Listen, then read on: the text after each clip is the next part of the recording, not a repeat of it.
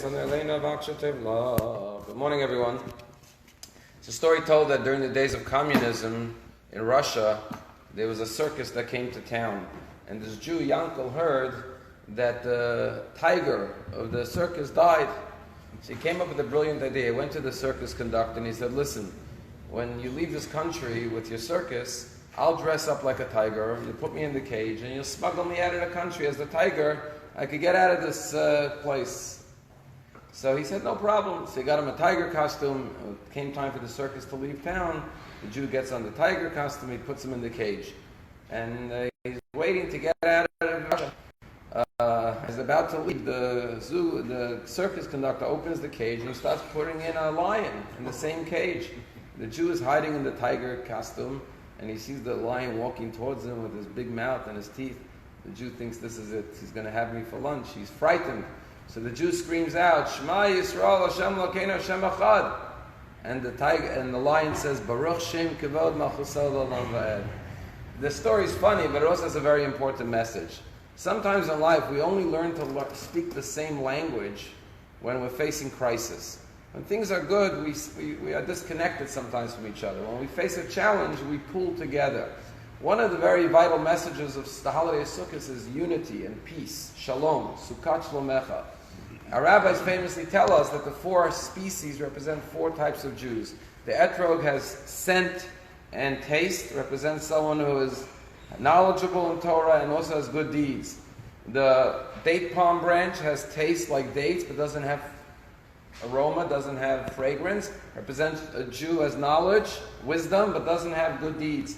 The myrtle hadas has scent, aroma, but fragrance, but it doesn't have taste. Represents a Jew has good deeds, but doesn't have knowledge, wisdom.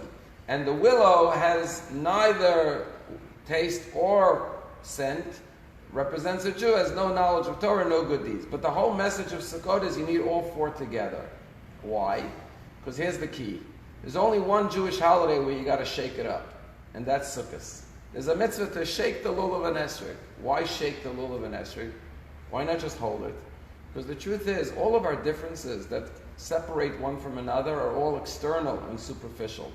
When we shake things up and the leaves fall away, so to speak, we reveal the core. And the core and the essence is that we're all human beings in the image of Hashem. And no matter what our social or intellectual status may be, or our power, or our wealth, or our influence, or our prestige, those are just externalities. When it comes down to the core, we're all the same, we're all one. And sometimes it takes those moments of being shook up in life, whatever it may be in someone's life, that makes them realize, I'm just a human being of flesh and blood, I'm just like the next person. And the next person may not be in my image, but that we're all in God's image.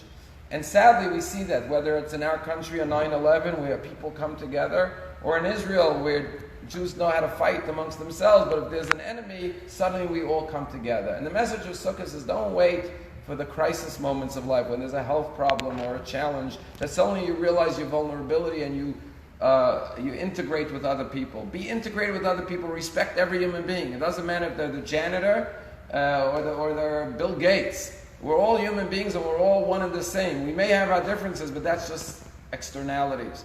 And the truth of the matter is that the measure of a person is not how they treat people who are superior to them, but how they treat people who are not superior, below them, meaning on the totem pole of social status. How you treat the doorman and the waiter and the guy who valets your car, the respect you show to the common person.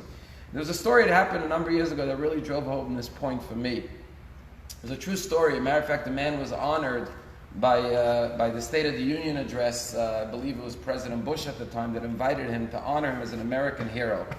You know, I grew up in Brooklyn, so you got the subway system. And it was a cold winter day in New York.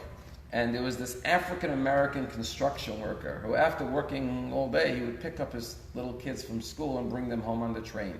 And he's on the platform with his 6-year-old and his 5-year-old boy and girl, and he's waiting for the train. And there was a college student, a university student, standing on the platform, waiting for the train. And literally, as the train's light was coming through the tunnel, this young man started to have an epileptic seizure. And his body started, shaking, and he fell onto the tracks. And he's laying there on the tracks, and the train is coming, 100 miles an hour, and he's laying there. And what do? This African-American construction worker said to his kids, don't move. And he jumped down to try to rescue this man as the train is coming. But the young man's body was shaking and couldn't lift him out.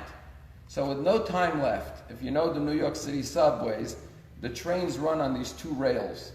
And there's literally about, without exaggeration, maybe 8 to 12 inches, maybe a foot, maybe a foot and a half, I don't know, between where the train goes on the tracks and there's a little gap in between. And this African-American construction worker pushed this man down between the two rails and held him down with all his might as the train went right overhead. And everyone on the platform was screaming because they knew he was down there. And the conductor tried to stop the train, but it was going 100, who knows how many miles an hour. And finally, when like 10 cars ran over them, the train came to a stop. And everyone in the train tracks was silent to see what happened. And suddenly they heard this African-American man screaming from underneath the train, "Are my kids okay?"